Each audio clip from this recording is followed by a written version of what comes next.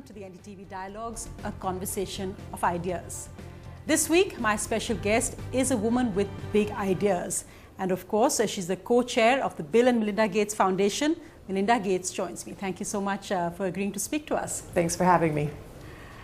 Melinda, we talked about ideas, and in a sense, your foundation is based on a simple idea, the equality of all lives, that no child should die anywhere in the world when you can intervene. How, over the years, how difficult have you found it convincing other people of that idea? And are you optimistic in the years that you've been working with the foundation? Are you at an optimistic place today? Absolutely, we're in an optimistic place. And I think this galvanizing idea of all lives have equal value, people can connect to that. Women and men around the world care about their children growing up and being healthy and being educated and participating in society. But yet people know that we don't treat all lives equally. And so when you start to see progress, it builds on itself. So the fact that childhood deaths are down significantly, even since 1990, even here in India, and people see that more children are alive and more children are starting to be nourished in the right way and educated, it starts to create a sense of change. And that change is palpable around the world. Issues that you've talked about earlier, issues like sanitation, universal immunization, etc., seem to be very much on the agenda at the moment. How much do you think political will is important for these goals to become achievable? And what do you feel about this new phase currently with the new government? Yeah. I think political will is fundamental to getting things done. All a foundation can come in and do is start to show points of light and projects, but it really takes governments to scale up those ideas. We can measure things, we can show what works, but government has to scale it up. And what Bill and I are so excited about this new government that's in place is they already stepped up right away and said immunizations are important. We're going to roll out 4 new immunizations across India. That is so critical because if you look at what's brought down childhood deaths, under 5 deaths around the world, it's immunization. So to see them saying that's important, to see them saying that sanitation is really strongly on the agenda, we haven't seen that in India in a very long time. And to say that they believe in family planning that allows women and families to space the births of their children, to keep them alive, boy, those things are all critical. They make a huge difference. When do you hope to see the words, the intent matched by deliverables? Because one issue which has been in India for a while is the issue of how much of our budget actually goes to health, education. For instance, we only 1.8% of GDP actually goes on health. What would you like to see the government, state governments as well, step up and do now? I'd like to see that state governments have the capacity, have the resources to take the money from the central government and use it effectively in their states. So often the money gets allocated, but then it can't be pulled through because you don't have all the right resources or technical support. So I think that's one issue. And then I think centrally, the government continuing to say, we're going to go up even more. We're going to go up over 2% like other countries like China do, or maybe eventually Brazil, who's up at 4%. When you start to get those kinds of investments, you start to get real change across the country. And I think this government, though, is committed to doing a lot of the right things from what we've talked with them about already in the health sector.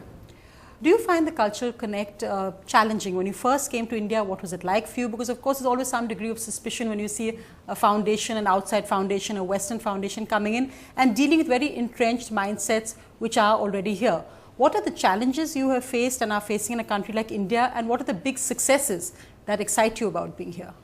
Well, I think one of the things we tried to be very cognizant of when we came to India is that whatever progress was made in India had to be culturally appropriate. You're never going to get anything done if it's not first culturally appropriate, if it's not owned by India. India has to own its own results.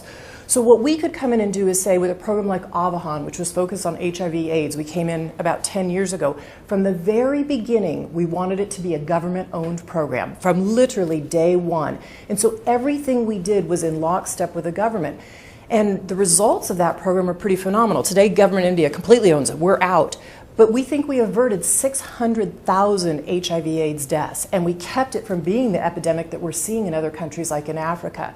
And so I think the foundation was able to build upon that success. People saw that we were very data-driven. They saw we cared about the cultural issues. They saw that we respected the government in India. And I think that gave us some credibility then to move on to other issues. And today we keep building on that work and are adding more and more.